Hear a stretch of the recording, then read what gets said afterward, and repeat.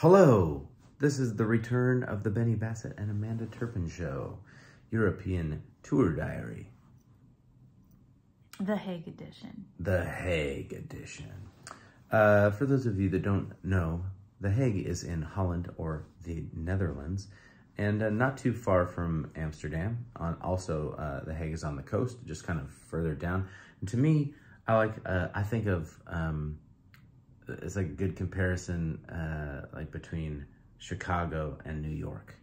Like Amsterdam has like all this cool stuff. It's kind of hip and culturally cool and big and tourist and and then like Chicago has that burden of being the second city and like not quite New York, but still really cool in all its own ways, and kind of like trying to compete even though they're not neighbors the way that The Hague and Amsterdam are. But I had that feeling about like The Hague was like, we have art and we're beautiful and we have canals and sometimes people make treaties in our city. Yeah. It was like that. Or like the paperwork headquarters of the world. We are the administrative center. They're the kids who had to go to college and study accounting when their younger brothers got to pursue an arts degree. Yeah. Do you want to move into the middle of this? You're off on the side. Here, do you want me to just turn? This is how you... No. There we go. It's okay. Okay. We got it. Everything's figured out. I felt like she was fading off the side. If I scoot over anymore, I'm afraid I'm going to fall back. Yeah, we are kind of on the edge. But we wanted to provide you a different background. Now you can see outside in Oslo, Norway, where we are right now. Kind of. But anyway, we took an early train out of Breda up to The Hague, about an hour-ish. I guess it was a couple trains, but that's all right. And got in. We were a little early. Our room wasn't ready, but we were staying at a Moxie, which is another Marriott brand hotel. But it's like a little more hip, vibey, a lot of neon. But one of the things they did, since I have status with Marriott, is that instead of like a room upgrade or whatever, they were like, spin this wheel, and you could win anything from like another night at the hotel, that brand, to like, we won free breakfast, which in Europe, you like buy your breakfast as like an addition. And that may sound bad if you're American, because you're like, continental breakfast at a hotel, not that great. But it's here, not a continental holy breakfast. moly. It was, because they take their bread very, very seriously in this part of the world. It had everything. And it was like made in a kitchen by someone who makes, it wasn't like all microwave, you know, like it was all fresh fruit and fresh eggs and meat, and it was a lot. It was very, very good. Anyway, that's the next morning, whatever. Anyway, we won the free breakfast, and that was kind of a cool way to... We found out what we were missing this entire time by not buying breakfast through our hotels. Truth. But we're not always big breakfast people. Give us some yogurt and granola and just send us on our way. Anyway, we checked in our bags, and we decided to take off. Did we go to the Mauritshuis first? Oh, first of all, when I got off the train, when we were on the train, there were some folks smoking, and I was like, this is how I know. Smoking jazz cigarettes. This is how I know I'm old. I was like, these kids. They were smoking the devil's lettuce. And just sitting in the first class seats with no first class tickets. I knew they were breaking the law. And anyway, so... It's just the anarchy that Ben can't That's right. stand. So we're all Somebody kind of was getting breaking off the rules. train together, and I'm carrying Amanda's bag. My bag's on my backpack, so just about 100 pounds on my hands, and I'm like waiting for the line, and this kid tried to like jump down in front of me, and I just cut him off with the bag and got down, and he just said what was probably a lot of unpleasant things this close to my face, but not in a language that Joke's I knew. on you, because we don't know Dutch. Yeah, it's all Dutch to me. And, uh-oh. You're okay. Okay. And so I didn't even look at him, just kind of looked forward and got the bag ready for Amanda. I was like, okay, let's go. And went the other way. but it was like a near international incident. And anyway, we went to the Mauritshuis, or Mauritshuis, which was a former kind of higher up in Holland, rich guy. And but he collected art. He made a lot of money off of the slave trade, and that's where all of his wealth came from, so he could afford to purchase art. And his wish in passing was that his house would, that this art would be for the people. And so his house became a museum, and it's on this beautiful lake. It's like next to a lot of the parliamentary buildings, an old church, right in down the heart of The Hague. And it's most famous for having the girl with the pearl earring, Vermeer, painting, among also having some Rembrandts and you know, other Dutch master paintings. And but yeah, I thought it was another really well done. It was a lot tighter, and there were a lot of people because it was like a house. So it was a little clustered. And we came at kind of like a touristy time as well. Yeah. What was your favorite painting? The one across from Vermeer was It was also, your favorite painting was also done by Vermeer. It was also Vermeer, yes. Yeah, but it was across from Girl with the Pearl Earring. Yeah, and it was it wasn't Amsterdam. It's like view from Delft. Delft, yeah. Yeah.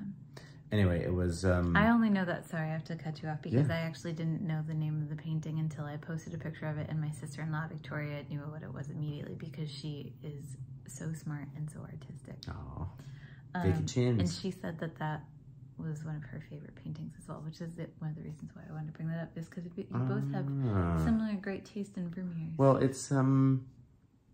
Girl with the Pearl, you understand, like, the Girl with the Pearl Earring has that same kind of, like, thing that Mona Lisa has, right? Like, where you kind of, they both are possibly fake, not real people, like, painted. Well, we know that Girl with Pearl Earring was not a real person. It's called, do you remember the name of what? T-word. It's called a trony, I believe. Trony, that's right. Where you paint a person that you've imagined. Yeah. We don't know that for sure about Mona Lisa, but there is a theory that is also what that painting is.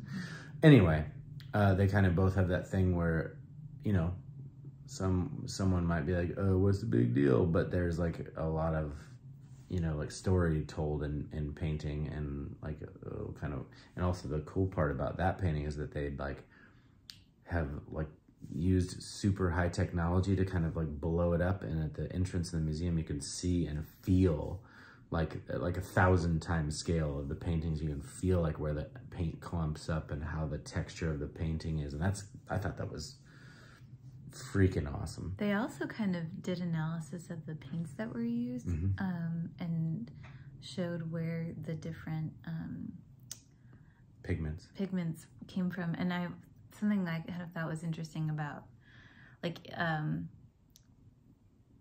it's easy to kind of look at art superficially and be disconnected to even like its roots in colonialism, and how a lot of those pigments weren't even available until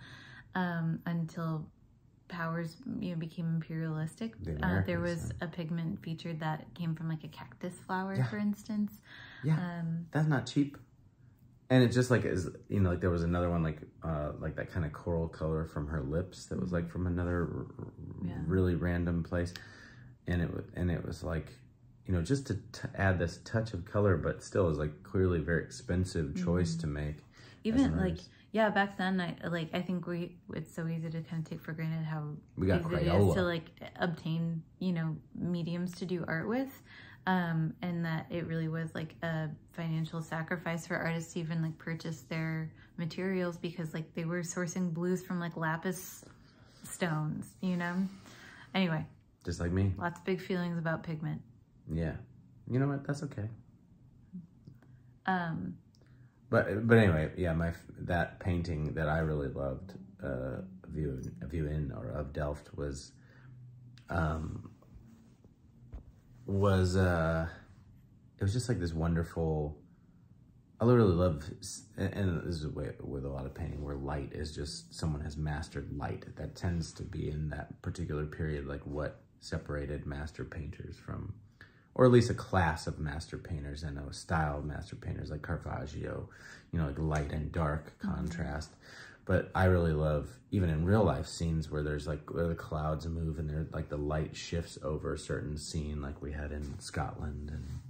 And so in this particular painting, there was just like this, you could tell like this slash of the sunshine that hit a certain part of the city. And it was just like masterfully done and detailed.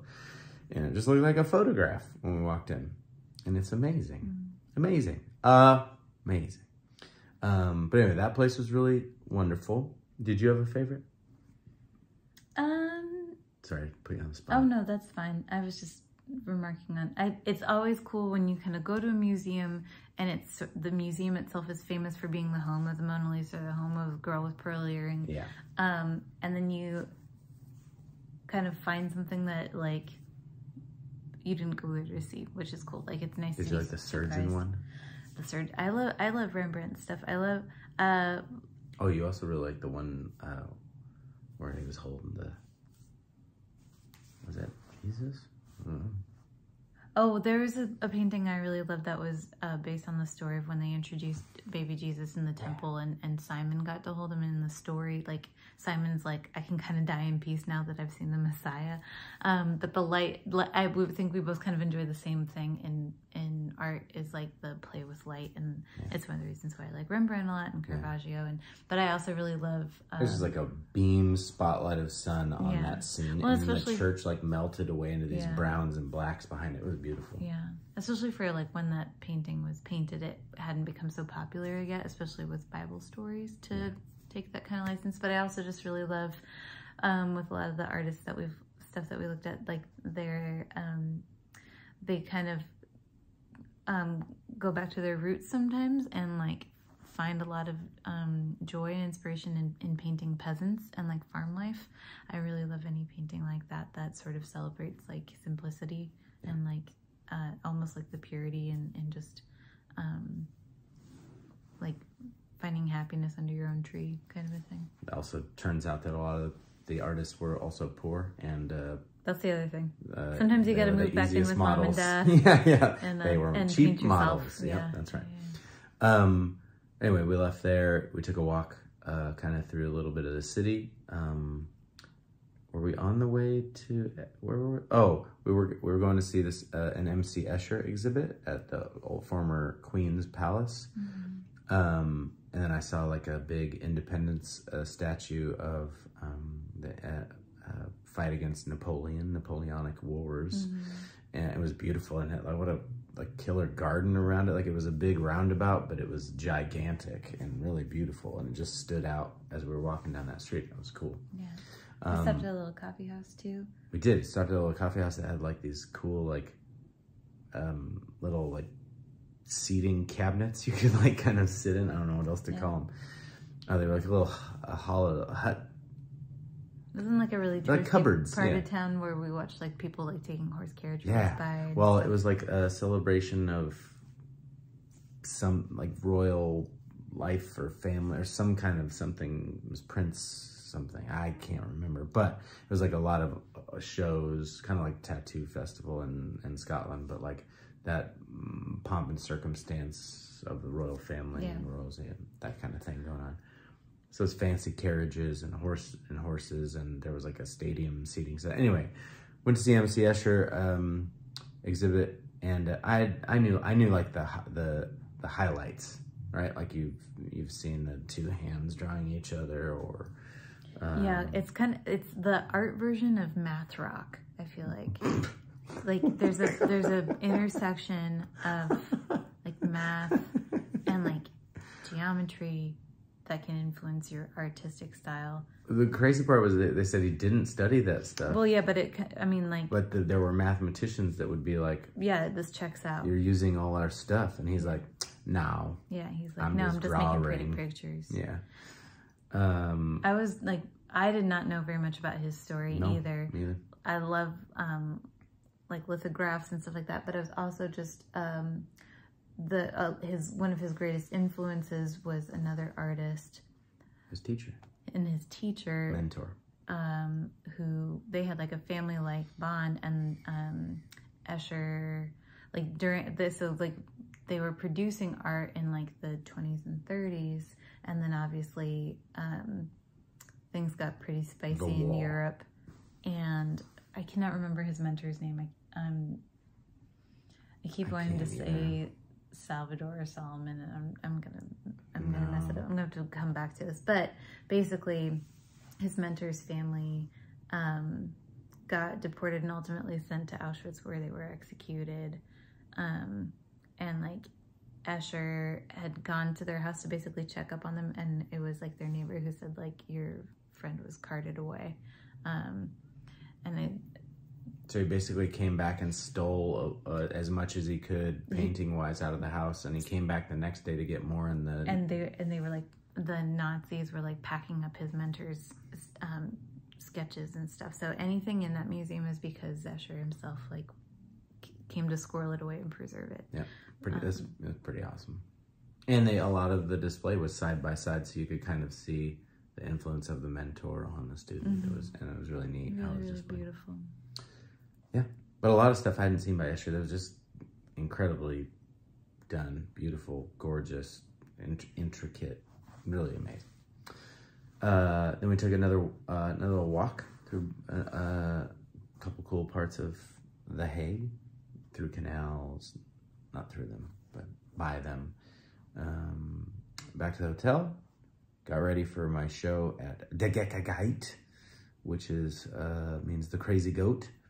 And it's a little bar. Amanda told me this. I didn't even realize there was like a hostel either next door or above it in the same building. Adjacent. Some kind of, yeah. And so it was busy, hopping. With lots of cool, young, hip, which makes it unique because kids. They make their own beer. So if it's hopping, it's also hopping, if you know what I'm saying. But yeah, just this, Amanda took like some really great photos of this place. It was like I was like in a little diorama, cut it like in the front window.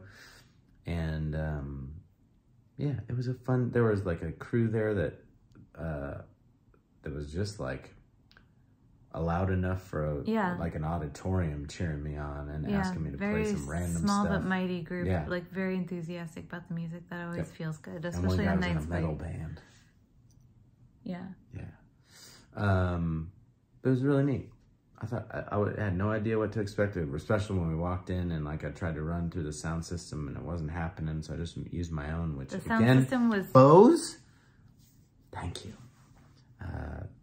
We could have shared a moment together on this trip. Maybe next time. But anyway, I've been very grateful for that little PA, and it saved me a few times. And it was great for that venue. So anyway, thanks, Crazy Goat. Thanks, Luca. And went home. And then we had that amazing breakfast the next morning before we headed to Hamburg, Germany, which was a little bit longer day. It's a little ways, but it was I was looking for a place to go in between The Hague and Copenhagen, because that would have been a super long day. So it was a way to kind of cut them up. And we'll tell you about it in the next video. That's your new secret handshake with Ben.